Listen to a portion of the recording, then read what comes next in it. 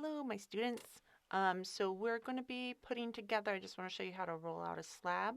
I'm going to work with some Sold 860, but you guys probably have Long Beach, doesn't matter. Honestly, like pick a clay body, and we're going to get some things. This is just going to work as the base for what it is that we're going to make.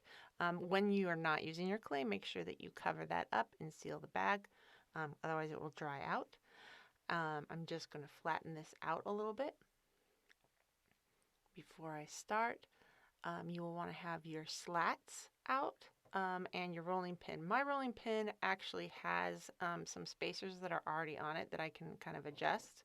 One of my students had it and it seemed really nice, so I really like it. It'll make it so that you don't end up having it be like super wonky or anything like that. So I'm going to just start rolling this out, and the spacers will actually make it so you know that you're done rolling when the spacers are actually rolling against the table.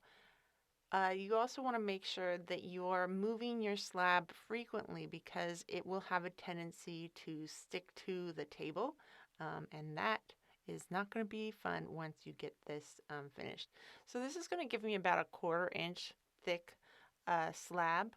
And so I'm going to make 3 different slabs for my tile bases to just kind of play around. The entire point of this project is to actually start to play around with textures, thickness, that sort of stuff. So this one's a 1/4 inch thick, and I made a couple of dents on there that's a little bit problematic. So I'm going to get my serrated rib, the one that has the little scratchy edges, and I'm going to go over that and just basically rake over the surface that had the flaws. Then I'll go back with this with the smooth flat side and smooth that all out so that way it can be beautiful. That way I don't have to deal with any sort of like weird little fingerprints or that sort of stuff. Now I'm going to cut like some of the stuff I'm definitely not going to use because it's going to turn into a square to begin with.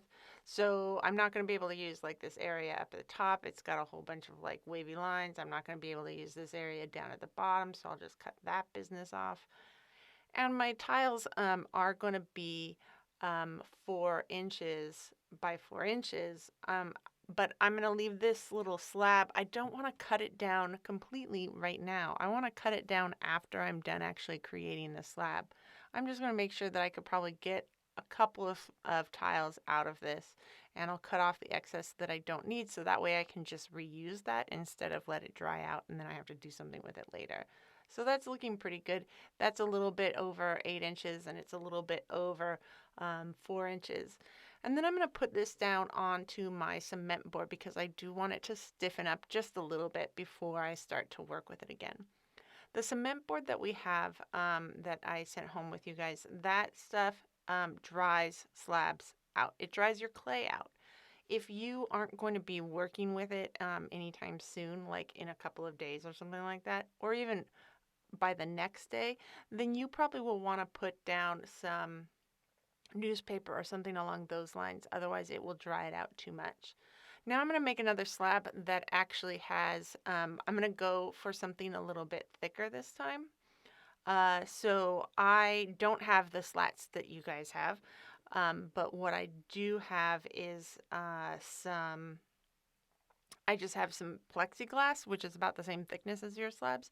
So I'm going to go for something that's about a 1/2 inch thick now instead of that 1/4 inch. And I'm just starting off making sure that it's kind of like close. That'll just make my life a little bit easy. So the roller that I have right here, the thickness that it is about a 1/4 inch thick, and I want to go to about a 1/2 inch. So I'm going to find my little spacers that I'm going to use, which unfortunately are very short. So the plus side is that I have another set, which is great. You guys already have those wood slats. So basically, like if you did your first roll with just like one of those wooden slats, and then you did another one with 2 wooden slats, that sounds good. And honestly, guys, you can use whatever you have around the house that's going to make it so that it'll be thick enough. You'll know that you are done rolling once your rolling pin actually is rolling against the slats that you have. If it's not rolling against the slats, then you haven't actually made it an even consistency.